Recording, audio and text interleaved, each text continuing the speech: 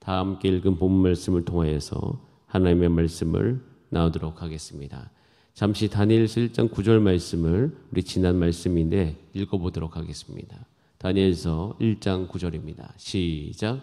하나님이 다니엘로 하여금 환강자에게 은혜와 긍휼을 얻게 하신지라. 이 짧은 문장이지만 여기에는 세 명의 부류의 세 명이라고 부류하기 좀 그렇지만 세 그룹이 나오죠. 하나님, 온 천지 만물을 다스리신 하나님이 있고 다니엘이 나옵니다. 다니엘은 바벨론, 즉 이방 땅 가운데 사는 하나님의 백성을 의미하고 있습니다. 환관장이 나옵니다. 환관장은 누구냐면 그 바벨론 땅 가운데 있는 공무원, 즉 권력이 있는 사람, 그 느부갓네살 왕의 그 명령을 받아서 그 일을 행하는 사람입니다. 잠깐 말씀을 다시 한 번만 비춰주시면 감사하겠습니다. 거기에 보면 이렇게 되어 있습니다. 잘 보세요. 주어가 누구죠? 하나님입니다. 자, 거기로 하여금 그 하나님께로부터 은혜를 얻는 사람이 누구입니까? 하나님의 백성이에요. 그런데 그 다음 구절이 굉장히 중요합니다. 환관장에게라고 되어 있어요. 이 환관장은 하나님을 믿지 아니하는, 하나님을 알지 못하는, 그러나 그 시대의 권력을 가진 사람입니다. 여러분, 하나님께서는 하나님의 백성들에게 그 시대의 권력을 가진 사람을 통하여서 어떻게 한다? 은혜와 긍휼을 얻게 하신다. 여러분, 이 문장이 우리 가운데 주는 굉장히 중요한 하나님의 진리가 있습니다. 여러분, 이 세상을 바라보는 눈과도 같아요. 제가 예전에 군대에 갔습니다. 군대에 가서 군대에 지내는 동안 제가 군대 가기 전에 하나님의 은혜 가운데 예수님단 리더 훈련을 받으면서 그때 당시에 이제 묵상했던 성경이 룻기와 특별히 이 다니엘서였습니다. 이 룻기와 다니엘서를 묵상하면서 한 가지 제 안에 분명히 들어왔다는 것은 뭐냐면 그때 당시 하나님을 섬기는 사람은 늘 우리 가운데 있어서 소수라고 여겨지는 부분이 많습니다. 물론 함께 모이면 굉장히 큰 힘이 있지만 어느 곳에, 특별히 군대라는 곳에 가서는 제가 예수 믿는 사람들을 찾기가 그렇게 쉽지가 않았습니다. 내무만 생활하는데도 저는 항상 이상한 사람 취급을 받곤 했습니다. 왜냐하면 늘 찬송을 부르고 주일 되면 교회를 꼭 가야 된다고 이야기하고, 그리고 10시에 항상 그 점호를 할 때 하루 생활이 어땠냐 물어보면 저는 꼭 하나님 이야기를 했습니다. 그 고참들을 눈에는 제가 굉장히 이상해 보였을 겁니다. 그런데 제가 그때 당시에 그 생활을 하면서 뜻을 정하여서 하지 않았던 것이 있습니다. 물론 그것 때문에 초반에 한두 달은 힘들었죠. 근데 그 가운데 제가 한 가지 분명히 마음속에 갖고 있었던 것은 뭐냐면 저 고참들을 하나님께서 사용하셔서 나에게 은혜를 주실 것을 믿는다라는 것입니다. 여러분, 하나님께서는요, 우리 주변에 하나님을 알지 못하는 사람들까지도 하나님께서 움직이시는 줄 믿습니다. 여러분, 이것이 다니엘을 우리가 함께 묵상하면서 우리가 오늘을 살아가는 하나님의 백성으로서 가져야 될 믿음이에요. 그런데 이것이 왜 그렇게 가능한지에 대해서 우리가 그 이유를 알아야 되는데, 다니엘도 그렇고요, 또 우리가 그 전에 묵상했던 에스겔도 그렇고, 그들의 삶 가운데 나라는 망하지만 하나님께서는 여전히 역사하신다. 하나님께서는 여전히 온 땅의 주인이시다. 여러분, 코로나 시기 가운데 이 코로나 시국이 오게 되어지면 당연히 이렇게 모이고 또 모이는 곳에 의지해서 우리가 교회 생활하고 소그룹이 또 활발해야지 교회가 역동적이다라고 느낍니다. 그런데 당연히 우리가 이 시기 가운데서는 그것이 사라지겠죠. 여러분, 그러나 그럼에도 불구하고 하나님 여전히 살아 계십니다. 여러분, 지금 이 시국에도 하나님께서 역사하신다는 믿음을 가진 사람을 통하여서 이 환경이 조금 변화되어지는 이 다음 세대에 하나님께서는 하나님의 일을 반드시 이루실 것이에요.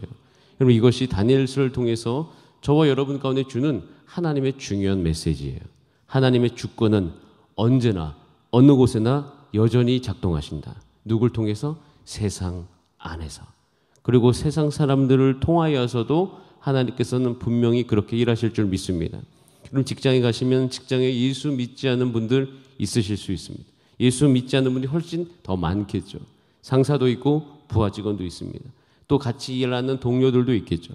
여러분, 그런 모든 환경 속에서 우리는 선포해야 됩니다. 하나님께서 나에게 저 사람들을 통해서 은혜와 긍휼을 입게 해주실 줄 믿는다. 제가 우리 청년들에게 이야기할 때 우리가 정말 신앙생활을 열심히 할 때 여러 가지 상황 환경 가운데 하나님 앞에 나와서 예배드리기 어려운 그 순간 속에서도 뜻을 정하여 하나님께 예배함으로 말미암아 그 조직에서 지혜를 가지고 사람들과 관계하고 하나님께 예배드리기 위해서 나갈 때 하나님께서 그 사람에게 특별히 지혜를 주셔서 그 조직을 온전케 할 수 있는, 그 조직의 가장 큰 어려운 문제를 해결할 수 있는 능력을 하나님의 백성에게 주신다. 여러분, 이 부분에 대해서 우리가 하나님 앞에 나아가서 기도하고 예배할 때마다 우리 가운데 그 믿음이 있게 되기를 간절히 원합니다. 여러분, 가정의 문제 하나님께서 누구를 통해서 해결하실까요? 바로 여러분들을 통해서요. 하나님의 백성을 통해서는 하나님께서 하나님의 일을 분명히 행하고 계십니다. 여러분, 그런 어떤 모든 상황 가운데 다시 한번 오늘 이 본문을 맞이하게 되어지면요, 여러분, 하나님을 의지하는 사람이 결국에는 지혜롭다는 사실이 드러나기 시작합니다. 하나님을 의지하는 사람이 결국 그 인생의 가장 큰 어려운 문제가 그 삶 가운데 다가왔을 때 가장 지혜로울 수 있다. 자, 그 이유가 23절에 나와 있어요. 자, 23절 말씀을 같이 한번 다시 읽어보겠습니다. 시작. 나의 조상들의 하나님이여, 주께서 이제 내게 지혜와 능력을 주시고 우리가 주께 구하는 것을 내게 알게 하셨사오니 내가 주께 감사하고 주를 찬양하나이다. 곧 주께서 왕의 그 일을 내게 보이셨나이다 하니라. 우리가 주목해야 할 말은 주께서, 하나님께서 그 일을 내게 보이셨다는 거예요. 그 일을 내게 보이셨는데 그 하나님은 누구십니까? 그 하나님은 지혜와 능력을 주시는 분이시다. 그리고 우리가 주께 구한 것을 알게 하시는 하나님이시다. 여러분, 우리가 오늘 함께 예배드리는 그분은 지혜와 능력을 여러분에게 주시는 하나님이십니다. 그리고 더 놀라운 사실, 우리가 물어보면 대답하시는 하나님이신 줄 믿습니다. 우리가 물어보고 주 앞에 머물면서 주의 음성을 듣기를 원하는 마음으로 우리가 때로는 우리 육 가운데, 한계 가운데 하나님의 음성을 잘 알지 못하는 듯한 그런 기분이 들지라도 하나님께서 분명히 말씀하셨습니다. 내게 구하라.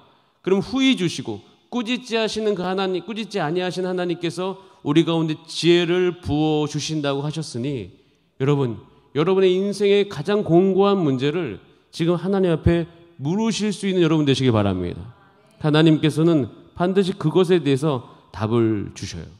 그래서 하나님을 의지하는 자는 지혜로울 수밖에 없습니다. 여러분, 어디까지 물어볼 수 있는가? 아주 구체적으로 물어볼 수 있습니다. 부부 관계 가운데서도요, 내가 풀 수 없는 그 문제가 있어요. 성격 가운데 또 나의 서로의 성격이 달라서 오는 문제도 있지만 그 안에는 깊이 내가 내 존재를 인정하는 부분에 있어서 남이 하는 이야기를 받아들이지 못해서 오는 문제도 분명히 존재합니다. 그러면 그것을 내 존재 자체를 내가 잘 보호하기 위해서 평생 사용해 왔던 방어적인 태도가 있는데 그것을 무너뜨리면 내가 사라지는 것 같은 느낌이 들 때가 있습니다. 그때 어떻게 할 수 있습니까?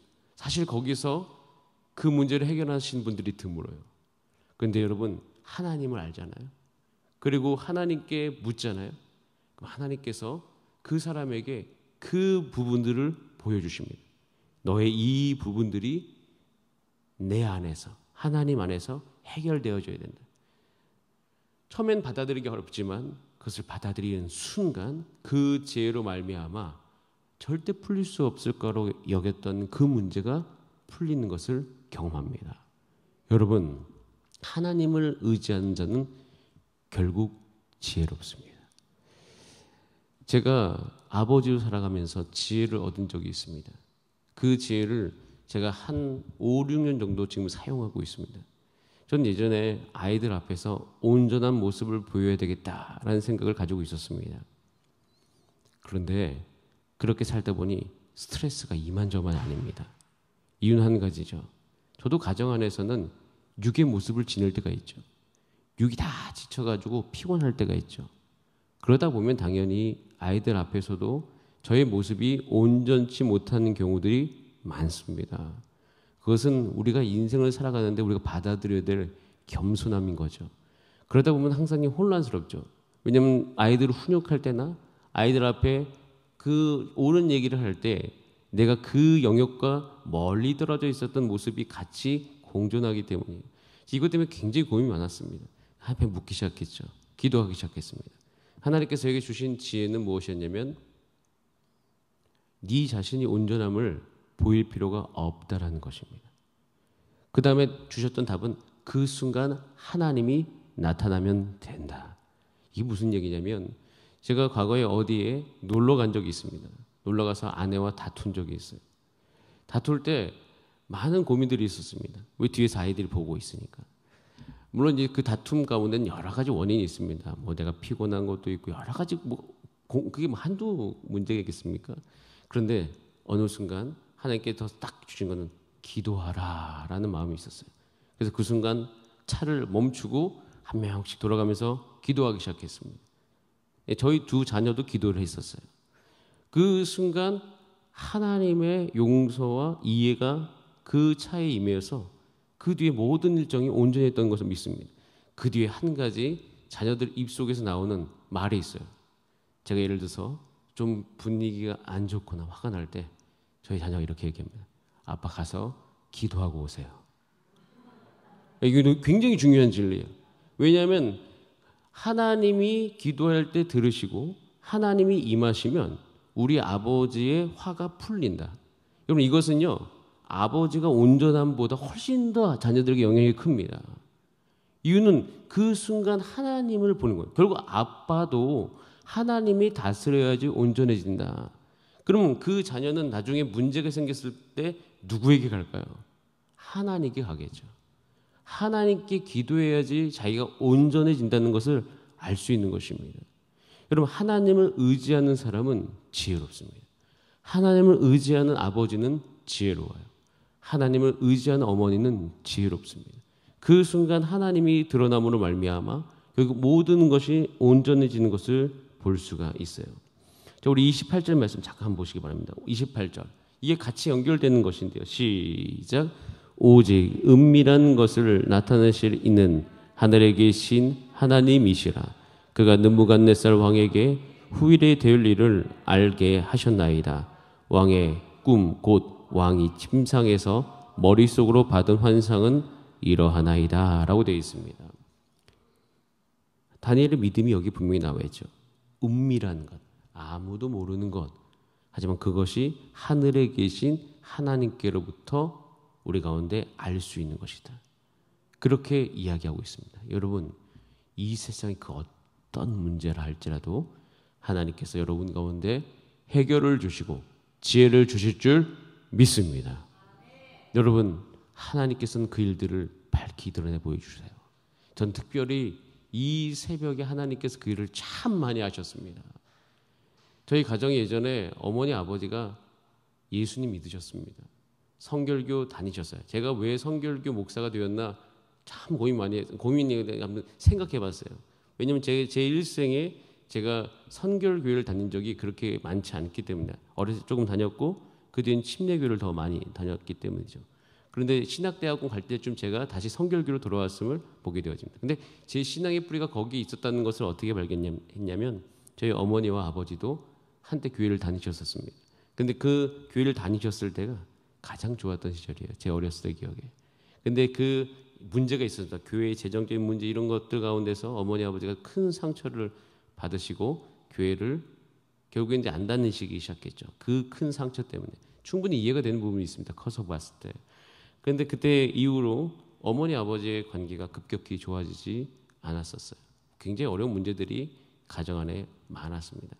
그때 제가 이제 신학대학원을 결정할 시점이었어요. 제가 대학을 졸업하고 제가 예수도원 간사로 한 2년 정도 사역하고 있었을 때 한 목사님을 통해서 너 꼭 신학해야 된다라는 말을 했습니다. 근데 그때 큰 고민이 있었습니다. 왜냐하면 제가 대학 다닐 때 그 대학교 모든 후배들에게 제가 이렇게 얘기해요. 우리는 전문인 선교사가 돼야 된다. 전문성을 가지고 선교사로서 가야 된다. 그래서 저도 그때 당시에 중국 유학을 준비하고 있었습니다. 중국 유학 가서 토목설계공학을 계속 더욱더 공부하고 그곳에서 선교사로 살아가야 되겠다. 근데 신학을 하라는 말을 주셨을 때 하나님께 묻기 시작했어요. 이 자리에 나와서 새벽 예배에 나와서 묻기 시작했죠. 왜 저까지 신학을 해야 됩니까?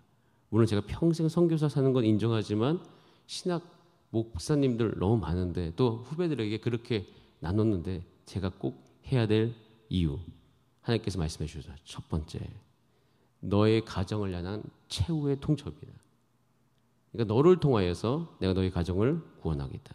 두 번째, 너가 신학대학을 졸업했던 그쯤에 다시 아버지가 교회를 나올 것이다. 이 두 가지가 계속 그때 썼었어요. 처음에는 너무 날짜가 구체적이어서 믿어지지가 못했어요. 그런데 놀라운 사실은 제가 2008년 8월에 제가 신학대학원 MDB를 졸업했습니다. 그때 중간에 사역 때문에 한 학기 휴학해서 이제 여름 때 졸업을 하게 됐는데 2008년 8월에 저희 아버지가 교회에 다시 등록하셨어요. 수원의 한 교회. 그리고 저희 교회에서 JDTS도 하셨습니다. 여러분, 하나님께서는요, 우리의 삶의 아주 구체적인 문제까지도 지금 여러분들 가운데 답을 주실 준비를 하고 계십니다. 여러분, 그래서 오늘 우리가 이 새벽에 묻지 못할 문제가 단 하나도 없어요. 여러분 삶 가운데 하나님께서는 그 일들을 분명히 보여주실 것이에요. 자, 그렇게 되어지면 우리 가운데 주어지는 큰 복이 21절에 나와 있어요. 자, 21절 말씀 같이 보겠습니다. 시작. 그는 때와 계절을 바꾸시며 왕들을 패하시고 왕들을 세우시며 지혜자에게 지혜를 주시고 총명한 자에게 지식을 주신도다. 아멘. 하나님의 사람은 그래서 기회를 잡을 수가 있습니다. 우리는 이 세상을 살아가면서 그냥 이 세상과 똑같이 살면서 복을 받으려고 할 때가 있지만 그것은 그리 좋지 못한 태도입니다. 한 가지 믿음이 있죠. 주께 붙어 있음으로 말미암아 하나님께서 나에게 지금 이 시기를 헤쳐나갈 수 있는 지식을 내게 주실 것이다. 하나님께서는 반드시 나의 삶을 통해서 일을 하실 것이다. 다니엘은 하나님 나를 죽지 않게 하실 것이다. 그래서 그때 그 기회를 딱 잡고 하나님 앞에 물어서 지식을 얻어서 결국 왕에게 나아가서 하나님의 그 지혜를 가지고 그 왕이 꾼 꿈, 여러분 이 말이 안 되는 꿈 아닙니까? 꿈을 이야기하지 해석하지. 꿈도 이야기하지 않는 거 가지고 해석을 하라고 하니 근데 그 이유는 있어요. 왕도 이 꿈이 내용 자체가 어마어마한 내용입니다. 그러니까 느부갓네살 왕이 이 꿈을 딱 보았을 그 순간 거기에 압도당하고 야, 이거는 정말 큰 권위로 가지고 자기가 이야기했기 때문에 감히 이것을 이야기할 수도 없고 그리고 느부갓네살은 약간 시험해보고 싶은 게 있을 거예요. 뭐 이건 제가 다음 시간이 많이 갔기 때문에 다음 기회에 좀 나누도록 하겠습니다. 그래서 결국 이 꿈이 어떻게 됩니까? 해석되어지기 시작합니다. 오늘 뒷부분에는 그 꿈이 무엇인지를 이야기하고 내일부터 이야기는 그 꿈이 어떻게 되는지에 대해서 해석을 하게 되어져요. 여러분 근데 그 순간에도 다니엘은 겸손합니다. 그 순간에도 다니엘은 이것이 모든 것이 하나님께로부터 왔음을 알고 결국 모든 것을 정리하기 시작해요. 그때 당시에 죽이기로 했던 사람들 죽이지 말라고 하고 또 왕에게 가서 자기가 권력을 갖기 위해서 이걸 내가 했습니다 이렇게 이야기하는 것이 아니라 하나님을 드러내면서 그 일도 느부갓네살 왕에게 이야기하는 것을 보게 되어져요. 여러분 참 다니엘이 아주 놀랍습니다. 다니엘을 바라보면서 우리가 따라가야 될 모습과 태도가 아주 귀중한 것이 많이 있음을 보게 되어집니다. 여러분 이렇게 하나님 안에서 살아가실 수 있는 우리의 삶이 되기를 원합니다. 여러분 그래서 오늘도 하나님 앞에 물으세요. 하나님이 답을 주실 것이고 하나님께서 그 답 가운데 하나님의 역사를 여러분의 삶을 통해서 이루어가 주실 줄 믿습니다. 그 기대를 가지고 우리 이 시간 다 함께 합심으로 기도하겠습니다. 우리 이 시간 기도할 때 하나님 나의 삶을 잘 아시오니 나의 삶 가운데 하나님의 구체적인 길을 열어 주시옵소서. 오늘은 수능 37일 전입니다. 하나님 수능생의 그 모든 과정을 지켜주시고 무엇보다 꼭 기도하실 때 그들이 대학하는 것도 중요하지만 그와 동시에 중요한 것은 예수님을 아는 것이에요. 대학을 입학하고 나서도 그들이 이 교회 안에서 하나님을 향한 갈망을 가지고 예수 그리스도에 대해서 배워갈 수 있도록 주께서 인도해 달라고 함께 꼭 기도해 주시기를 바랍니다. 또 우리 교회를 위해 기도해 주시고 다 함께 주여 한번 부르신 다음에 합심으로 기도하시겠습니다. 주여 살아계신 하나님 아버지